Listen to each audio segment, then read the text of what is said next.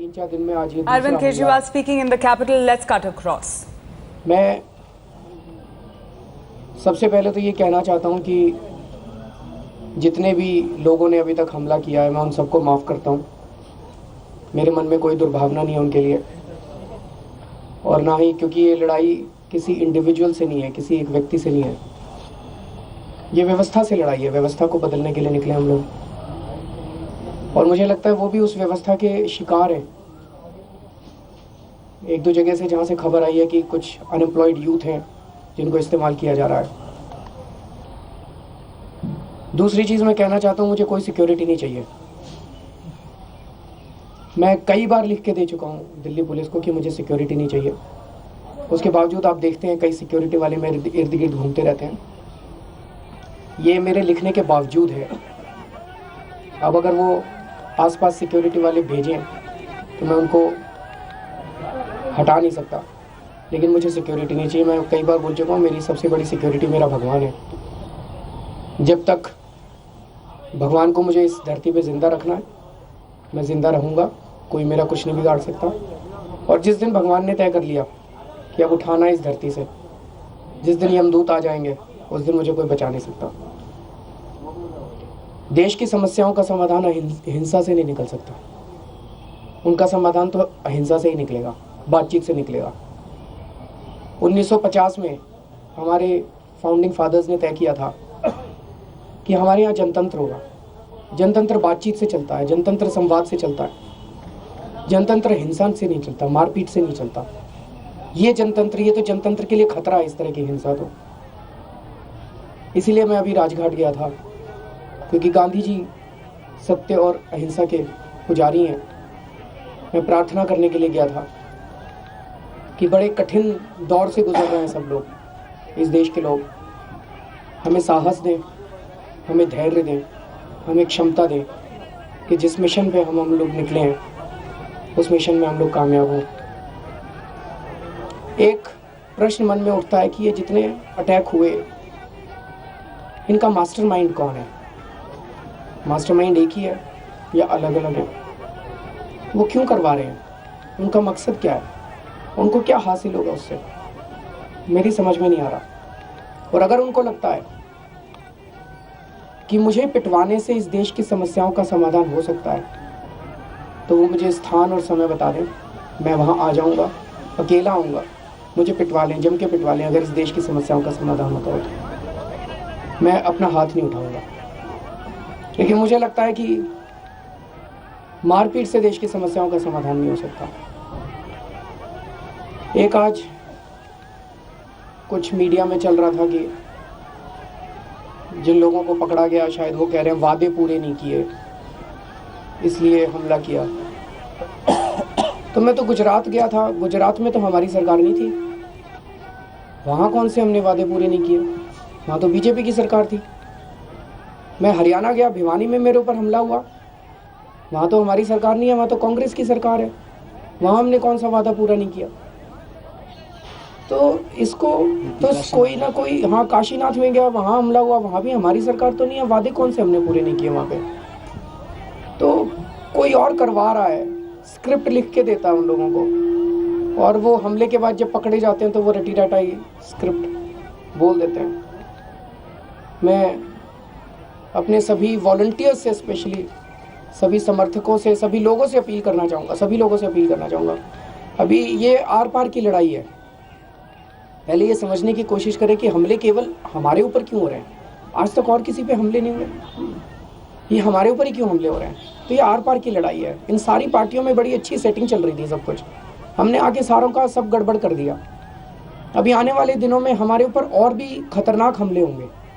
हमारी जान भी ली जा सकती है, हमारी जान को भी खतरा हो सकता है, लेकिन हमें उसके लिए तैयार रहना है। मुझे बहुत दुख होता है जब हमलावर को हमारे समर्थक पीटते हैं। ये तो धैर्य का परिचय नहीं है। इस तरह से तो ये मूवमेंट ख़त्म हो जाएगा। तो मैं सबसे रिक्वेस्ट करूँगा कि चाहे कितना भी खतरनाक हमला हो, चाहे मेरे ऊपर ही हो, चाहे मेरी जान ले ली जाए, लेकिन हमारा हाथ नहीं उठना चाहिए। नहीं तो हमारे में और उन लोगों में क्या फ़र्क रह गया? तो मैं सभी वॉलंटियर्स से शांति की अपील करना चाहता हूँ।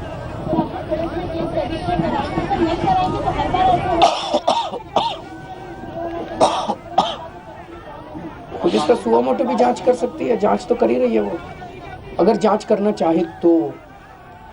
अगर जांच करना चाहे तो पिछले वाला भी जो 4 दिन पहले वाला जो हमला था, उस 4 दिन पहले हवाले हमले में पुलिस ने कहा कि वो ऐसा ऐसा बोल रहा है। उसका जो एड्रेस था, उस एड्रेस पे हमारे वॉलंटियर्स गए।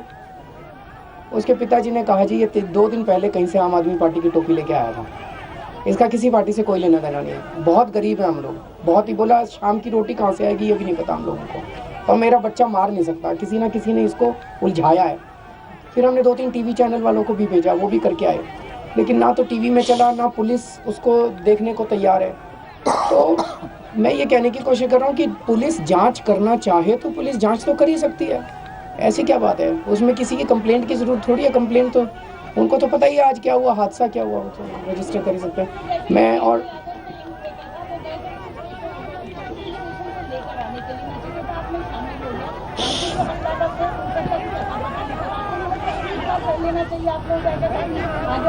नहीं, पर मैं क्या कंप्लेंट करूं भाई, पुलिस को तो सारा कुछ पता ही है कि आज क्या हुआ था, पुलिस उसको पकड़ के ले गई है, पुलिस जांच कर ले।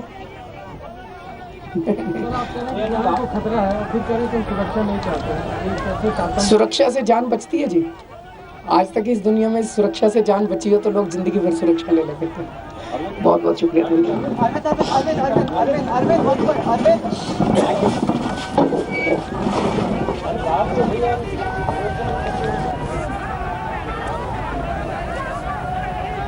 All right, that was Arvind Kejriwal, the chief of the Aam Aadmi Party, holding a press conference. This is the first time he has spoken after being slapped at Sultanpuri earlier in the day. There you are seeing those shots on your screen right now when he was slapped earlier in the afternoon.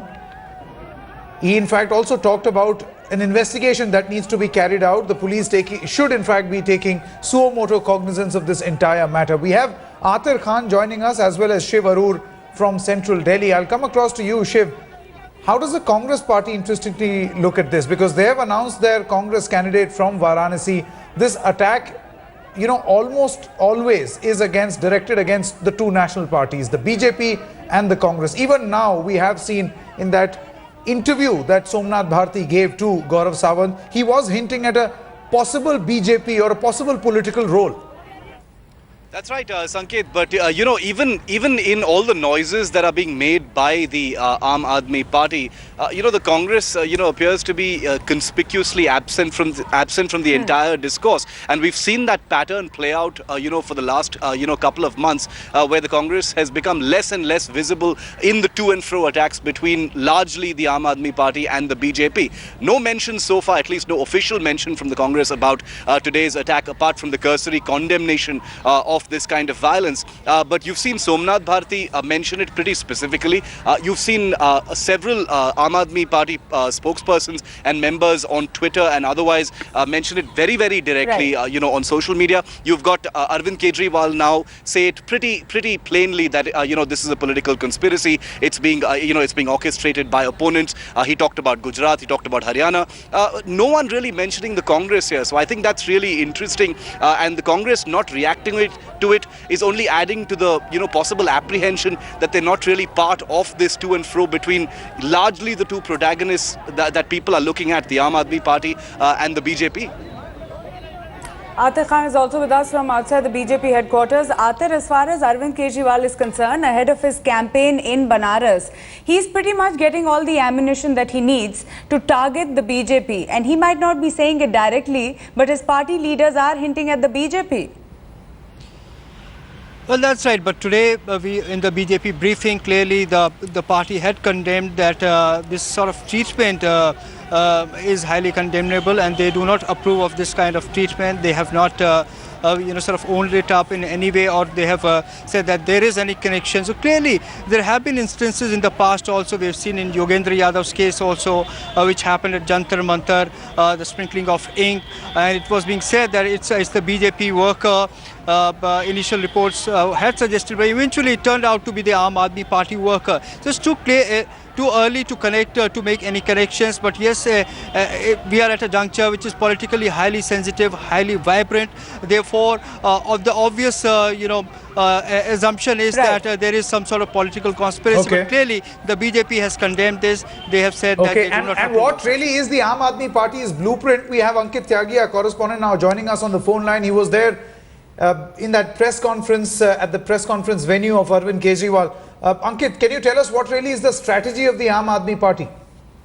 Sanket, as you very clearly saw in the press conference, Arvind Kejriwal came out and appealed for non-violence. This is what, before he came here, we had been seeing. He will not right now make a direct reference to any political party, only saying that it's a political conspiracy against him, also saying that it is only because they are able to disturb the equations of the various political parties, and that is why they are repeated targets from the political parties, also questioning who is the mastermind of it. As we have been reporting, the campaign in Delhi is just about to culminate for the 7 Lok Sabha seats that are going to the polls. Kejriwal making a larger political point and also utilizing this opportunity to send across a message, to send across a perception among the people about they are different. The entire visuals of him sitting at Rajpath just after being slapped, that has also gone well. In fact, outside speaking to the supporters, and that is what they were pointing out. Look at the difference between him and political parties. This is what the crux of the entire thing has been.